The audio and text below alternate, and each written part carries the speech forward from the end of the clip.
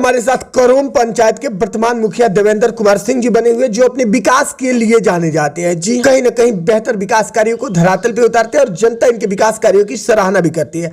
आइए मिलते हैं इनसे और जानते हैं इनके विकास कार्यों के बारे में कि आखिर किस तरह से ये विकास कार्यों को धरातल पे उतारते हैं कि जनता इनकी दीवानी हो चुकी है।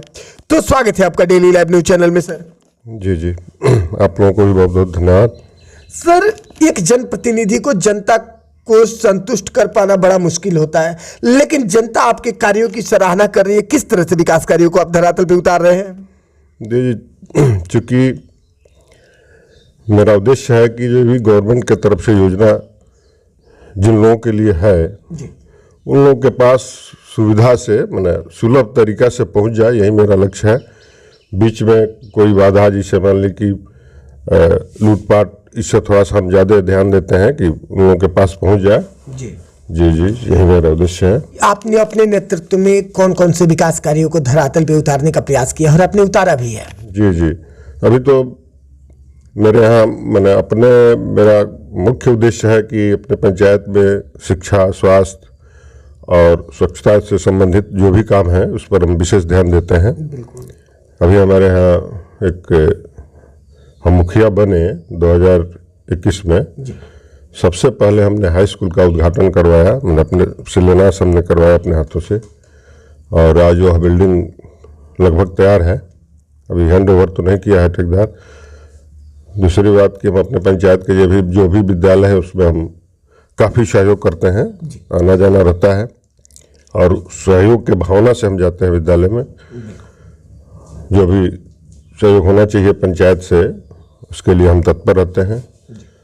स्वास्थ्य पर भी मेरा ज़्यादा ख्याल रहता है। हमारे पंचायत में स्वास्थ्य उपकेंद्र है भी करोम में। जी, तो उसमें भी बराबर आना जाना रहता है, देख रेख करते हैं।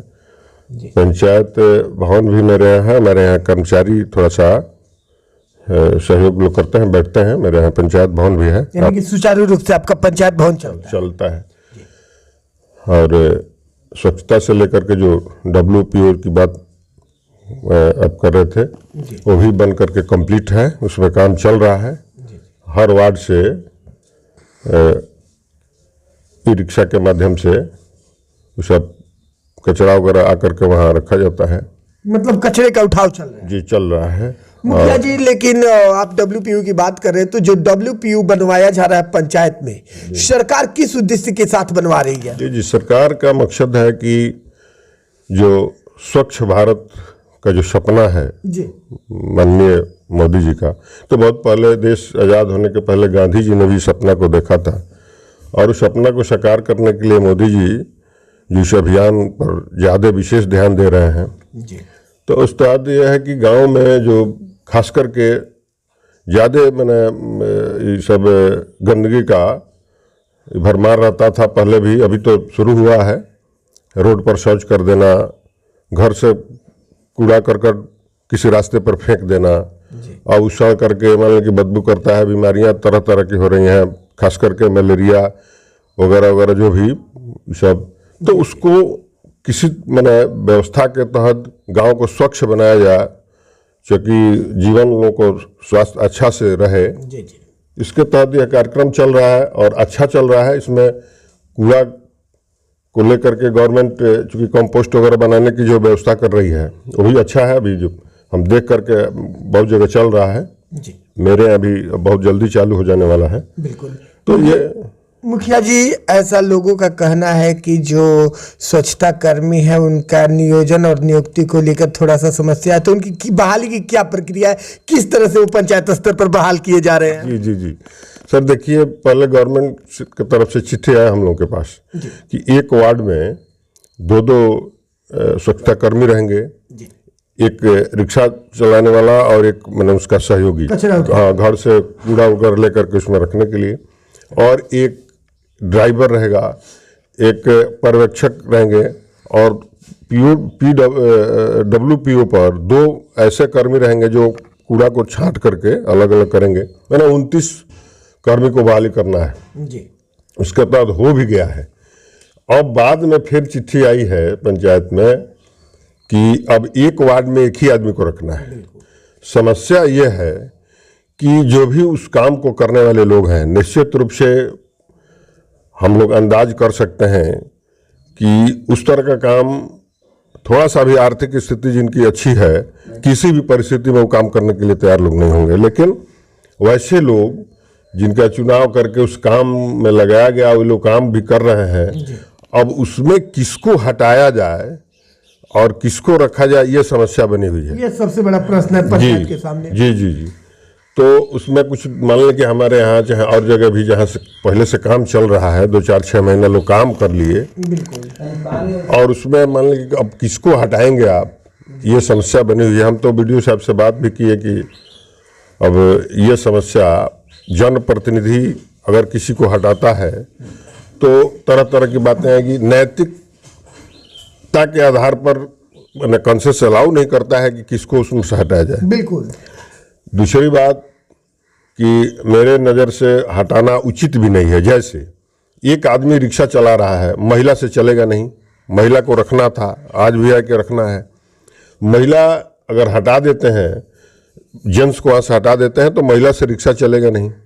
दूसरी बात, अगर महिला को हटा देते हैं, जेंट्स को हटा देते हैं, महिला को अगर रखते हैं, तो जेंट्स जा करके घर से कूड़ा जो भी है अंदर से वो ला नहीं सकता है। किसी के घर में जैसे निधक जा करके घुस नहीं सकता है। तमाम समस्याएं हैं और तरह तरह की बातें भी हो गई।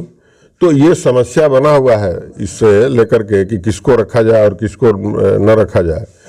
मैं ये आपके चैनल के माध्यम से मांग भी करूंगा कि इस पर गवर्नमेंट सोचे कि ये समस्या बन जाएगा, चूँकि बहुत बढ़िया से इस कार्यक्रम को चलाया जा रहा है और इसमें ये हटाना रखना ये समस्या बन जाएगा। और सबसे बड़ी तो समस्या है कि अगर जेंट्स को रखते हैं तो किसके घर में घुसेगा।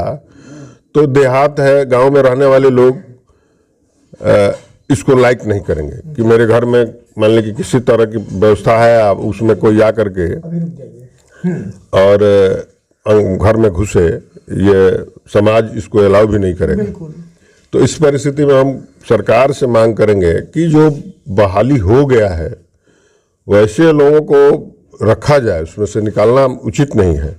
अब रह गई बात पैसा वैसा की, तो पैसा मान लें कि जो समाज का इतना महत्वपूर्ण काम जो कर रहा है उसके लिए पैसा अगर खर्च नहीं होगा, उसको पैसा नहीं दिया जाएगा, तो तमाम ऐसा तो पैसा तो खर्च होता है लेकिन उतना महत्व नहीं रखता है। जैसे अभी देखते रहे हम कि शायद अभी कूड़ा उठाने वाले लोग आज भी थोड़ा सा हिचक नहीं है उनके अंदर कि हम मैंने क्यों उठावें, हमको पैसा कितना मिल रहा है, इस काम को करें नहीं करें, हमको लोग क्या कह रहे हैं, इस सबको मैंने दरकिनार करके स्वच्छता के प्रति जुनून है। 100 रुपया प्रतिदिन का उसका मजदूरी है जी। इसके बाद भी वह थोड़ा सा भी हिचक नहीं रखता है कि नहीं हम उस काम को करेंगे। बहुत ईमानदारी से काम चल रहा है उसमें। तो मैं आग्रह करूंगा कि गवर्नमेंट से कि जो लोगों की बहाली हो गई है, चूंकि आप ही के निर्देश से हुआ है, उनको हटाना उचित नहीं है, उसको रखा जाए। और काम हमको लगता है कि इतना बढ़िया है, अभी देख रहे हैं, आप आ रहे हैं रास्ता से, गांव में एक आदमी के यहाँ कोई फंक्शन होता है, शादी विवाह, तो हम लोग जो खाना खाने वाला जो पत्तल वगैरह होता है, गिलास, वो कहीं ना कहीं अगल बगल हम लोग फेंक देते हैं। वो 2-4 दिन के बाद इतना दुर्गंध उससे आता है। अभी आप देख रहे हैं हमारे यहाँ पंचायत में कहीं भी शादी विवाह हो रहा है तो हम उस रिक्शा को मंगवा देते हैं। मेरे यहाँ ही था आज 15-20 दिन पहले, सारे रिक्शा यहाँ हम लगवा दिए थे, पत्तल उसमें रखवा दिया गया और पत्तल चला गया वहाँ WPO पर। कहीं पता नहीं चला सुबह में कि यहाँ कोई यज्ञ कार्यक्रम कुछ हो रहा है, चाहे हुआ है। तो यह कार्यक्रम बहुत महत्व रखता है और इसको गवर्नमेंट इस पर ध्यान दे, खास करके जो हमारे कर्मचारी हैं उन पर भी विशेष ध्यान दे। जैसे कि मजदूरी अभी मांग भी कोई नहीं कर रहा है कि हमको इतना पैसा चाहिए इस काम के लिए, फिर भी रखना ये अच्छा नहीं है। मैं आग्रह करूंगा इससे संबंधित जितने हमारे अफसर अधिकारी हैं, सरकार में लोग वैसे लोग हैं, उनसे आग्रह करूंगा मैं कि इस कार्यक्रम पर थोड़ा सा सोच समझ करके कदम उठाया जाए। दूसरी बात कि हमको लगता है कि जहाँ समाज सुदृढ़ है, जिनकी आर्थिक स्थिति अच्छी है, पढ़े लिखे लोग हैं, वहाँ ये समस्या है कि कौन इस काम को करेगा। बिल्कुल। और करेगा भी तो इतनी कम मजदूरी पर और इतनी आसानी से वहाँ लोग नहीं मिल पाएंगे। तो ये जो काम चल रहा है, अब इसको थोड़ा सा बढ़िया से प्रोत्साहित किया जाए वैसे लोगों को। मैं एक सर्वे करवाया कि जितने सुरक्षाकर्मी हैं जो काम कर रहे हैं उनके यहाँ शौचालय है कि नहीं है। 29 में से 27 आदमी ऐसे मिले जिनके आज भी शौचालय नहीं है घर में। अब आप अंदाज लगा सकते हैं कि किस स्तर के वो लोग हैं। और स्वच्छता में पंचायत ODF हो चुका है, पूरा ब्लॉक हो चुका है, पूरा ब्लॉक हो चुका है, पेपर में हो गया है। तो मुखिया जी, डेली लाइव न्यूज के माध्यम से आपको आपके पंचायत करोम की जनता भी देख रही है, आप स्वच्छ भारत मिशन को लेकर के और सफाई को लेकर के जनता को क्या संदेश देना चाहेंगे? जी, मेरा ये संदेश है कि जो भी गवर्नमेंट का योजना है, चूंकि हर शौचालय बनाने के लिए जो बना हुआ है, मतलब कि प्रोत्साहित राशि है 12,000 रुपया, एक सहयोग है, उस सहयोग ले करके हर घर में शौचालय बन जाए तो ये अच्छी बात है। हम लगे भी हुए हैं अपने सहयोग से कि मटेरियल वगैरह हम दुकान से दिलवा देंगे। चूंकि आर्थिक स्थिति हम लोगों की अच्छी नहीं है, हमने ये कहा कि हम कुछ उधार वगैरह दिलवा देते हैं, कुछ गवर्नमेंट दे देती है, कुछ आप लोग जुगा करके 2-4-6 महीना में दुकानदार को आप लोग पैसा दे दीजिएगा। इस तरह की व्यवस्था हम बनवा रहे हैं। बिल्कुल। चलिए जी, डेली लाइव न्यूज चैनल से जुड़ने के लिए और अपना कीमती समय देने के लिए बहुत बहुत धन्यवाद आपका। जी, इससे आपके चैनल से मैं आप लोगों को भी बहुत धन्यवाद देना चाहूँगा।